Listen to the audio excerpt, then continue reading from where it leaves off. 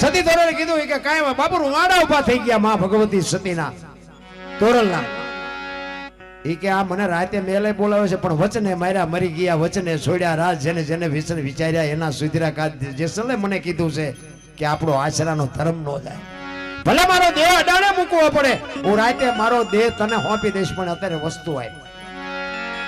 એ વસ્તુ લઈને આવ્યા, સાધુને જમાડ્યા, સાધુ નીકળી ગયા. જેસલ આવ્યા, હાંજ પડીને તોરલ તૈયાર થઈને નીકળ્યા ને. જેસલ કે ક્યાં જાઓ છો? આખી માંડીને વાત કરી, સધીર વસ્તુ નહોતો આપતો. અને ભાઈ જેસલ પાછો બરફની પાટ ઓગળે રોવા માંડ્યો. તોરલ તોરલ તે મારા કાંડા કાપી નાખ્યા, મને એક વખત જો તલવાર ઉપાડવાની રજા આપને. આખા અંજારમાં વાણિયાનું બી નો રે વધુ, હજી હું ઝાટકા ભૂલી નથી ગયો. તોરલ કે આવી ગાડીઓમાં બેહો એટલે સ્ટેશન આવાજ આવે, તમે શું કામ મૂંઝાવશો? સધીરની તાકાત નથી મારા હામો લાંબો હાથ કરી કે તમે હું કામ ને મૂંઝાવશો?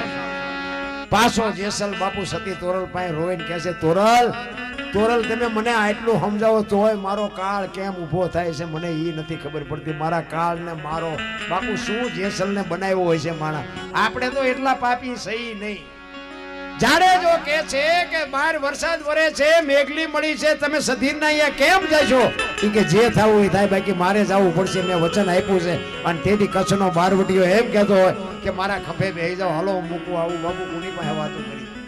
હે રાત્રિના 2 વાગ્યાનો સમય હોય, તમારા ત્રમ બોલતા હોય, કાળી ડિબાંગ રાત જામી હોય અને કોઈ જીવ જાગતો ન હોય ને એ વખતે બાપુ જાડેજો ખભે તોરલને બેહારી અને બજારમાં નીકળ્યો. ચિત્ર કેવું હોય છે?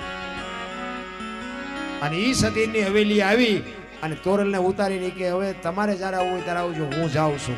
સતીર મને જોઈશે ને તો પાછો બીશે. અને તોરલ અહીંયાથી જેસલ અહીંયાથી હાલતા થયા ને, તોરલના મોઢામાંથી વાણી નીકળે, સુજા અને સુલક્ષણા તારા હાડમાં નો આવી હલકી વાત, આવા નરને કેમ મોડા મળીએ જાય, મારે સરગાપુરનો સાથ. વાહ જાડેજા વાહ, તે તો મને આ દુનિયામાં ઉજળી કરી દીધી.